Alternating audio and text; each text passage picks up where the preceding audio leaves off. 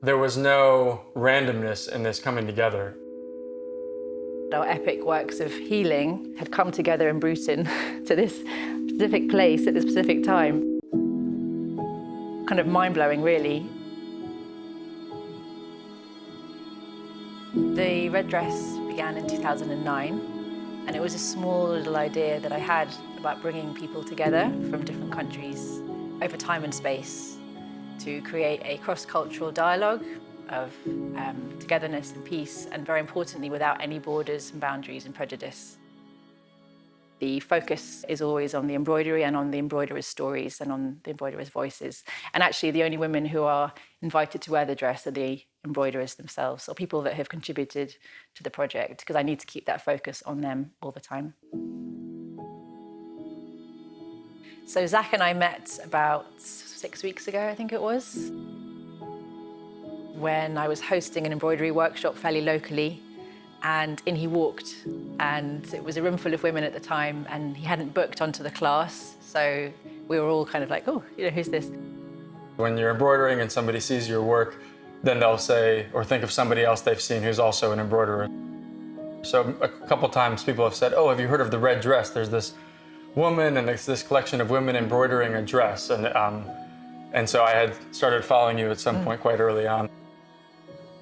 My wife and my son and I going into the co-op, and there was a flyer for embroidery for beginners. As I was reading it, I saw that it said, hosted by the creator of the red dress. And I thought, oh, great, I really need to just connect with the embroidery community. And I am a beginner, like this, I've never taken a class, and and who cares, I just want to be around my people, which is generally like women in their 60s. It feels sometimes. Then I suddenly recognized him as this guy on Instagram I'd been following for quite a few years, who I knew to be traveling the world and creating this incredible tapestry following a near-death experience. I began embroidery a month after I broke my neck and was suddenly desirous of sewing a tiny rose. I couldn't move well, so a friend worked at the computer for me, and we set up a tiny swatch of fabric on this device that held things above me because I was in a neck brace, and I just started looping or passing the thread through the canvas. And as soon as I did it, I felt this overwhelming sense of joy and peace.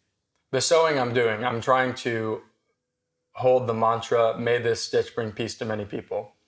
We had a lovely time in the workshop with the rest of the group, and in that time we began to kind of share a bit more about our stories, and we both realized that we were now living literally 200 meters apart, and perhaps more significantly, that our epic works of healing had come together in Bruton to this specific place at this specific time.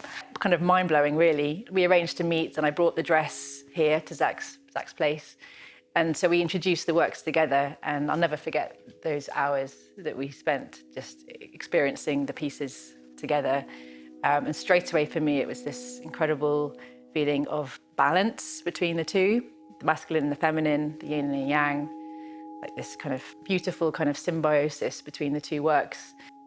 There was no randomness in this coming together. As we talk more about the work and as we see each other's work more and more, we're noticing all these synchronicities and emblems and motifs that we've both stitched into our pieces at different times, but they're the same pieces.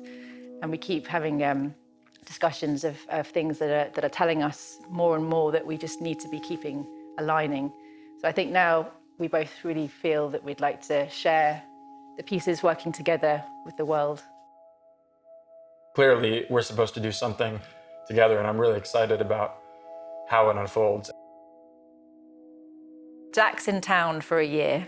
He's with his family. So I feel like during this year, as much as possible, we want to get these two pieces together and share them with local communities, certainly, but hopefully further afield.